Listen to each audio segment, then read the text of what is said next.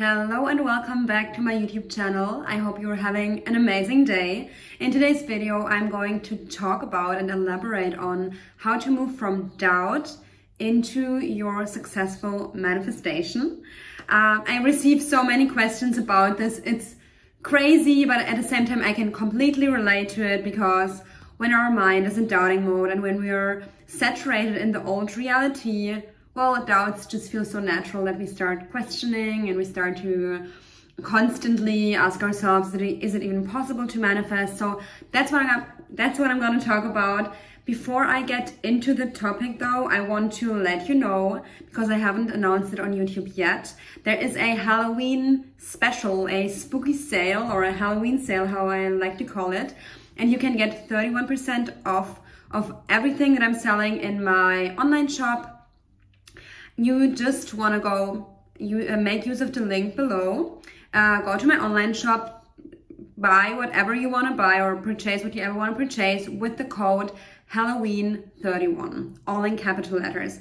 Halloween31 is going to give you 31% on any service and any meditation except for the Master Manifestor meditation. That one is currently at 50% off already. So you can just get that without any code, and it's all going to back to the normal pricing on 1st of November. So you have until tomorrow evening at 12 a.m. Central European time to shop and get 31% off. All right, that being said, I am excited about today's topic. And if you see me go like this, it's because I have a heater here. Even in Barcelona, it's now starting to get no, it's not super cold, but it's just a bit more chill than before. And yeah, I got a heater and my my hands are incredibly cold. For some reason, it's only my hands and my feet. So I'm gonna be here warming myself while I'm having this chat with you and talking about how you can successfully manifest. So let's start with the why. Like, why are you doubting in the first place? And this is gonna make incredibly much sense. I think you already know that. You very likely already know it because I've talked about it before. Why are you doubting? Like, maybe you wanna pause this video for a second and ask yourself, why are you doubting? And write it in the comments below or put it in the chat if you're live with me. Why do you think you're doubting so much? The answer is, or my personal opinion on that is, you are saturated and highly conditioned in the old reality. Your mind really still predominantly believes that your old reality is true, that whatever you want to manifest is not yours, or it's going to be difficult for you to receive or create in your life. It's not normal for you to have that, and you strongly believe that your old beliefs are still running the show.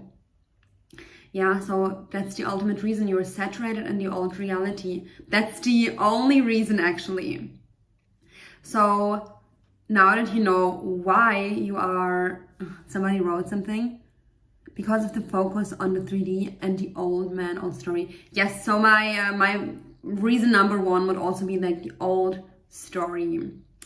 Focus on the 3D, yes, is also true. This is also true, which for me, focusing on the 3D is something that we're doing in the old reality. It's something that we're conditioned to doing.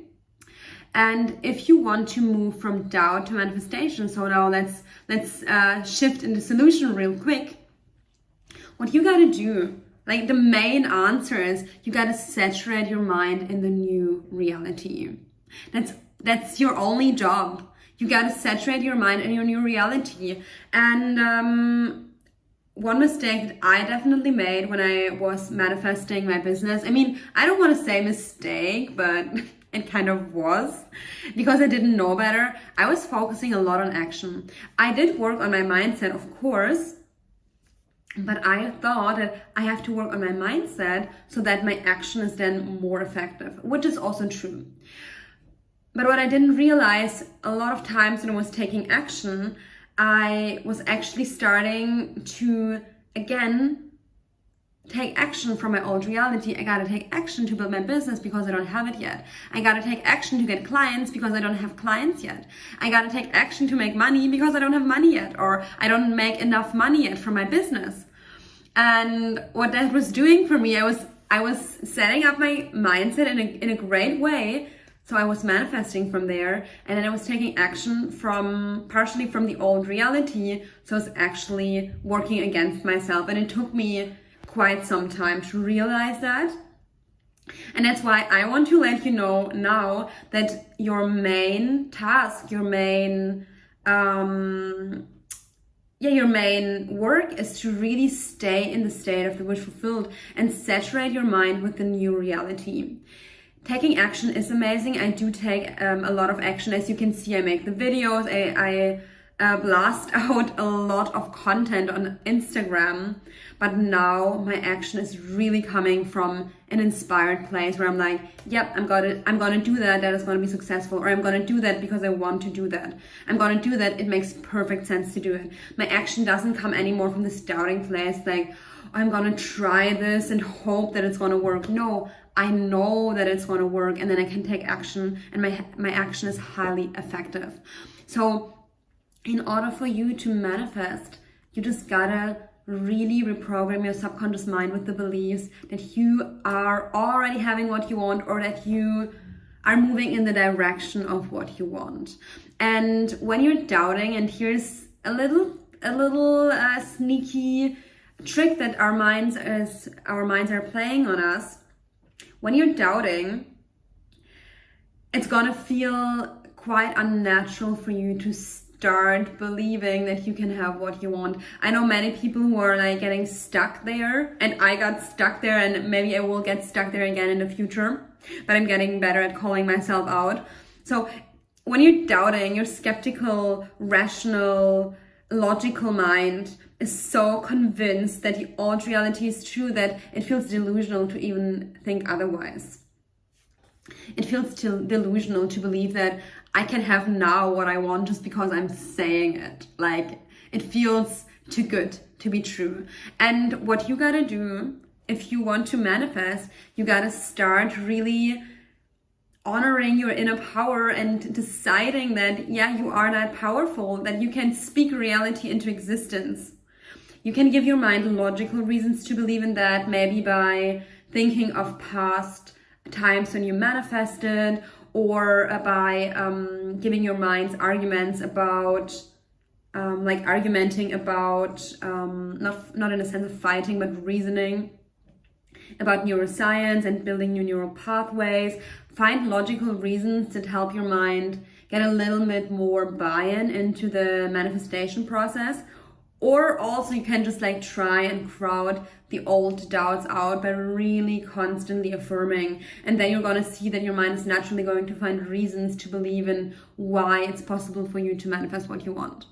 No matter which way you're choosing to go, what you have to do is spend more time in the wish fulfilled, spend more time affirming in one way or another that your new reality is true. So for example, if you're manifesting a specific person, that's a very prominent example, you wanna allow your mind to have its doubts. Okay, there are doubts, that's fine, but you gotta find some time in your day to affirm from a neutral place, and where you are not engaging in the doubts, and instead you're affirming for your desire already being yours. And you're affirming that, you're like, no, this person is totally thinking of me. I know that I'm very important to them. I know that they're gonna reach out.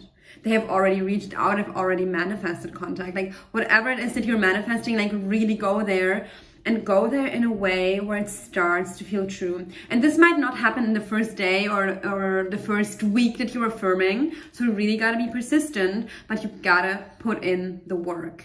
Your mind is not going to conform itself to something that you think about one time. For some people it might happen. For little or even bigger desires, I don't say it cannot happen, but if it doesn't happen for you, like, just put in the work. That's the secret to manifestation, is like actually putting in the inner work to changing your own subconscious mind. That's the secret of this video. Like, I feel it's a big topic with a very simple answer, and you gotta put in the work.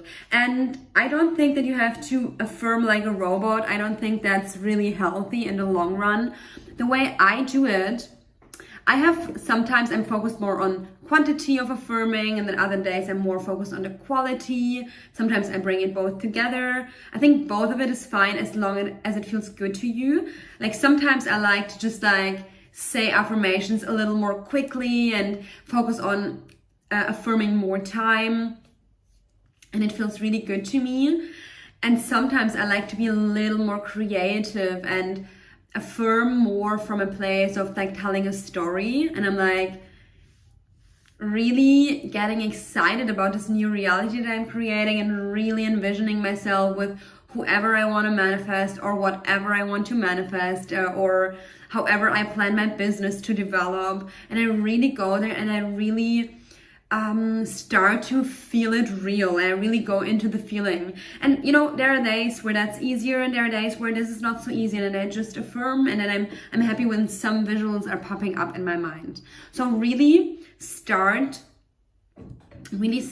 exploring what helps you feel something. Like when you're in complete doubt, you probably will feel that it's difficult to connect to your affirmations, and that's okay. But when you're affirming, you're going to see that some affirmations feel better than others. Some give you more relief than others. Some just spike a little more passion than others. And those are the affirmations that you want to keep on saying and repeating. And you're going to see that when you start saying affirmations that inspire you, more ideas of new affirmations are going to come to you. So really, instead of trying to find an external solution, really look within and see what floats your boat, what really makes you feel something, what really makes you feel relief or excitement of the new reality, and then keep on massaging that inner point of the wish fulfilled. And when you're constantly doing that, what you're going to see is probably you're going to see inner movement first. You're going to see that your mind is conforming, that you're starting to feel like this new version of yourself, and that's how you know you're on the right track. Sometimes it can happen that you get external movement. That happens to me sometimes. And then the external movement like brings up a little more internal resistance. And that's when you want to really be extra vigilant and extra mindful and say, okay, I'm not going to get distracted by the external movement. I'm not going to get attached to that. I'm going to keep on affirming and keep on focusing on the inner reality that I'm creating, because ultimately your emotions have to be stable within yourself no matter what is happening in the 3D. So don't get distracted, not even by external movement. Now I have to check the comments. Struggling with faith and believing in the law and the manifestation. Is this a question? I'm gonna try and answer it. And if you have questions, you can put them in now, because I'm not going to stay on for very long, because I'm going to go to a vegan brunch that I'm organizing. So if you're struggling with inner faith, that's okay. If I was you, I would really take a look at what you're thinking and what you're believing. Like, what is the story in your mind? What are you telling yourself about why you're struggling with faith? Like, probably you're going to come up with some reasons like, oh, my specific person hasn't reached out to me and that's why I'm struggling to believe in the law, or I have never manifested anything and that's why I'm not believing in the law. Or, like, really look at what you're telling yourself and then become aware that you're just the observer of the story, and it's up to you to change the story and to say, you know what? Maybe I'm struggling with faith. Maybe I have thoughts about struggling with faith right now, but I'm opening myself up to being more faithful in the future. Like, I believe that I'm capable of being more faithful, and I allow myself to either conjure up faithful thoughts, or I'm just allowing myself to be receptive to have an experience where I'm gonna feel faithful. Like, I trust that I'm going to feel more faithful in the future.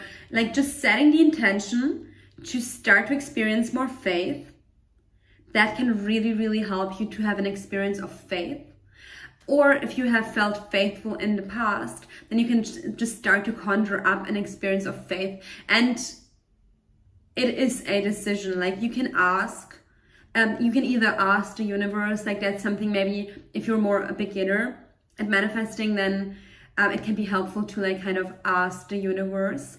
Although that's not something, I mean, that's something that I would do in the past. Now I'm more identified with being the creator of my reality, so I know that I can create the experience. But if I feel a little like I'm struggling, I will still do that. It can bring up the feelings of like, oh yes, there's this universe that I can trust. There's this force that I can ask to help me. I can ask source energy, which ultimately you are source energy, but you can still like create this experience of like, there's this power that I can just ask. And I also still do that, like, and it is very, very helpful. And sometimes you just want to, you know, feel like, no, I'm the creator of my reality and I'm going to create an experience and then know how to conjure it up. So yeah, but definitely set the intention to experience more faith in your life. This heater is not really doing what it's supposed to do. Should I ignore text from my specific person when I don't like it? I don't know. Can you like be a bit more explicit? Like what kind of texts? And you know, you can ignore it if you feel like that's your natural reaction. For me personally, I think it depends. Like if somebody would continuously write me, for example, disrespectful messages, I think at some point I would ignore it. I think at the beginning I wouldn't ignore it. I would be like, hey, you seem upset. Is there any reason for you why you are behaving this way? Like, do you want to share? I would try to be compassionate. If the person would still be disrespectful, I would say like, hey, it's not really appropriate for you. So for you to like talk to me like that. So again, if you're upset and you want to talk about it in a conscious way, let me know. If the person would then still continue to write disrespectful messages, then at some point I would stop engaging. Which I guess equals ignoring, but I feel stopping to engage comes more from a like self-respectful place rather than ignoring someone. So that's how I would deal with it. I don't really know what other texts they could write that I would ignore, like only if the person like is disrespectful or yeah, in some way, you know, engaging in a toxic way or unhealthy way. But I would always try to at first find a like really conscious solution and offer a conscious way of dealing with it. And if the person is not wanting to take that offer and keeps on engaging in an unhealthy way, at some point you gotta disengage. Oh, okay, that wasn't a question, so yeah, I answered it anyway. Maybe somebody else asked that question. We were in a okay, now the person is clarifying the comment. Also, Janine is clarifying the comment she just wrote. We were in a relationship, now we had a sex relationship, but I want again being in a relationship. I don't want to meet just for sex. Should I say this to my SP?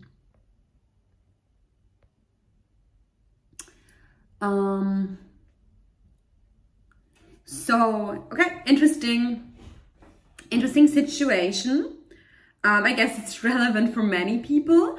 So if I was you, first of all, what I would be doing, I would assume that he has feelings for you. You were in a relationship, like, don't fool yourself thinking that he doesn't have feelings for you. That's not even, honestly, like, if you have a good self-concept, you're gonna know that this person's gonna fall in love with you again because you were already in a relationship. Like, of course, they still have feelings for you. And maybe right now they're, you know, feeling like they need a bit more freedom and space and all of this. Or they are, you know, buying into this narrative of you know, having a friends with benefit situation or whatever. I mean, sex relationship doesn't actually even sound like friends with benefits. It sounds just like sex. Okay, I don't even know if I'm supposed to say the word so much on YouTube, but okay, I just said it anyway. So I would be assuming that, of course, this person has feelings for me. And then, of course, I would be setting my own personal boundary without being offended. Hey, this person wants to sleep with you. Don't take this as offensive or disrespectful. If they push you, that is disrespectful. If they try to like physically or emotionally like cross your boundaries, although you've already stated them, that is potentially disrespectful, and you definitely want to set a boundary. But them asking for it, I mean, it's not maybe the most romantic act of for sure, but like them asking for it, like you could just tell yourself they're into me. Of course they want to be with me. Of course they want to, they're physically attracted to me. Of course they want to sleep with me. Like, I wouldn't take it in that negative way. I feel like we're often, especially, I feel women, not only women, but also I think we're more conditioned to say that, oh, this person just wants to have sex with me. I said it again. I don't know if YouTube is gonna punish me for that. Anyway, I think it's a normal word that we should be able to use. Oh, they're just trying to take advantage of me. Like, don't tell yourself that. It's not even true. Like, of course he's attracted to you, or I assume he's a guy. Maybe, I think you said it. Yeah. So that's what I would assume. And then it depends what somebody is asking. Like, if somebody is continuously only engaging in like these kind of like sexual sexual texting, where you're like where this person is only trying to hit on you, I personally, if it gets too much for me, I would totally disengage. I would be like, okay, this is like, it's too cheap for me. Like, I don't really feel attracted to this. So I would maybe just naturally disengage. Or if it like keeps happening until like, I don't know if I would say something about it, probably. But with a text message, maybe I would just disengage or say something like, I don't know, I'm not feeling this, or I don't know, whatever. Just answer in a way that is natural for you. Don't feel offended. This person is trying to get physically close to you, which is not necessarily something that I think should be judged. Of course, if somebody's getting pushy, set your boundary. I can get it that you might be getting annoyed if somebody's like coming onto you this way over and over again. So just set your boundary. Behave in a natural way, like honestly, in a self-respectful way. Like, I wouldn't even think too much about it. Like, if it's not worth your attention, disengage. If the person is asking you, say no.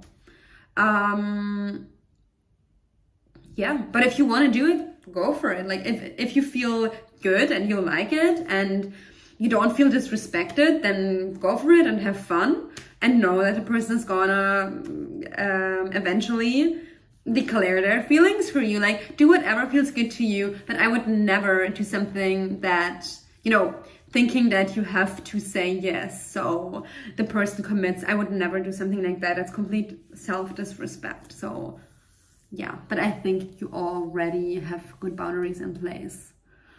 I hope that this was helpful. If there are any other questions, let me know now, because otherwise I'm gonna get ready for my brunch. And yeah, also what you want to be doing is like really hone in on your practice. Like, that's what I was also trying to get across with this video. Really hone in on your practice. Like, if you're perceiving someone to be just sexually interested in you, it also says something about you, like about how you perceive yourself. Like, I personally, when somebody wants to get physically close to me and it's very obvious that they are like interested in like sleeping with me, my natural assumption is already, like, even if the person is very obvious, and then my natural assumption is already, I know that this person can catch feelings for me and might catch feelings for me. Like, that's just natural without me trying to affirm for it. And if you start affirming for it, of course, you're going to believe it more and more. You're going to be like, yeah, try not to fall in love with me. You can try. It's just not going to work for you. Or I don't know, some other sassy affirmation that you can tell yourself. Like, yeah, somebody being physically attracted to is obviously not a bad thing. Yeah, I hope you get the point. Of course, if somebody pushes your boundaries or is overly sexual in a way that feels just not appropriate to you, then set your boundaries, disengage. You don't have to put up with it if you don't want to. All right, I don't see any other questions. So thank you so much for your juicy questions today and sharing in the chat. If you have any other questions in the future, put them in the comments below. Don't forget that I have this Halloween special. You get 31% off with the code Halloween31 until tomorrow night. The special ends at like 11:59 p.m. Central European Time tomorrow on the 31st of October. So don't forget to take advantage of it if you want some personalized support or a longer meditation. I'm gonna link the link to the online shop down below after I've posted this live. I wish you also a very nice Sunday, and I'm happy that I got my point across. All right, see you in the next video. Bye bye.